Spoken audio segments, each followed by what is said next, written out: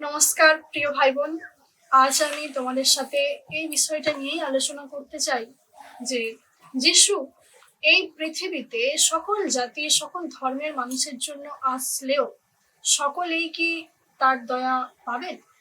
আবার বলছি, যিশু এই পৃথিবীতে সকল জাতির সকল ধর্মের মানুষের জন্য আসলেও সকলেই কি তার দয়া পাবে বা সকলেই কি তার আপনজন হতে পারবে? দেখো প্রিয় ভাই বোন, সত্যি এই বিষয়টা আমাদের সকলের কাছে খুবই গুরুত্বপূর্ণ একটা বিষয় যে যিশু এই পৃথিবীতে এসেছেন তো সকলের জন্য, কিন্তু প্রশ্ন এখানেই যে সবাই কি তার আপনজন হতে পারবে বা সবাই কি তার দয়া পাবে? উত্তর না। এই পৃথিবীতে যিশু সকলের জন্য আসলেও সকলে তার দয়া পাবে না বা তার আপনজন হতে পারবে না। তাহলে কারা কারা যিশুর আপনজন হতে পারবে বা যিশুর দয়া পাবে? দেখো, এটা আমার বক্তব্য নয়, এটা পবিত্র শাস্ত্রেরই কথা। বাইবেলে রোমিও 10 অধ্যায় 9 থেকে 13 পদে পরিষ্কার ভাবেই লেখা আছে যে যিশুর দয়া তারাই পাবে বা যিশুকে ধরে পরিত্রাণ তারাই পাবে যারা যারা যিশুকে বিশ্বাস করবে। কি বললাম? যারা যারা যিশুকে বিশ্বাস করবে তারাই যিশুর আপনজন হতে পারবে বা যিশুকে ধরে পরিত্রাণ পাবে।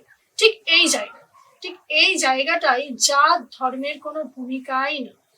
মানে আমি এটাই বলতে চাইছি যে একটা খ্রিস্টান ধর্মের মানুষ তিনি যেমন যিশুকে বিশ্বাস করার দরুন পরিত্রাণ পাবেন বা পাপ থেকে মুক্তি হতে পারবেন, ঠিক একইভাবে এই জগতে খ্রিস্টান ছাড়া অন্য সকল ধর্মের মানুষ যদি তারা নিজের ধর্মের থেকেও এটা বিশ্বাস করতে পারে যে যিশু এই পৃথিবীতে এসে আমাদের পাপের জন্যই মৃত্যুবরণ করেছিলেন এবং ঈশ্বর পিতা আবার তাকে মৃত্যু থেকে পুনরায় জীবিত করে তুলেছেন, যদি এটা কেউ বিশ্বাস করতে পারে তাহলে সে নিজের ধর্মের থেকেই যিশুর দয়া পাবে এবং যিশুর কাছ থেকে উপকার পাবে, যিশুকে ধরে পরিত্রাণ পাবে। তাহলে বিষয়টা কি দাঁড়ালো? যে যিশুর আপনজন হওয়ার জন্য জাত ধর্ম কোনো বড় ব্যাপার নয়, এখানে বিশ্বাসই হলো আসল কথা। তাহলে প্রিয় ভাই বোন, আজ আমাদের আলোচনার যে বিষয়টা ছিল যে যিশুর দয়া কারা পাবে বা যিশুর আপনজন কারা হতে পারবে, আশা করি আমি বিষয়টা তোমাদেরকে বোঝাতে পেরেছি।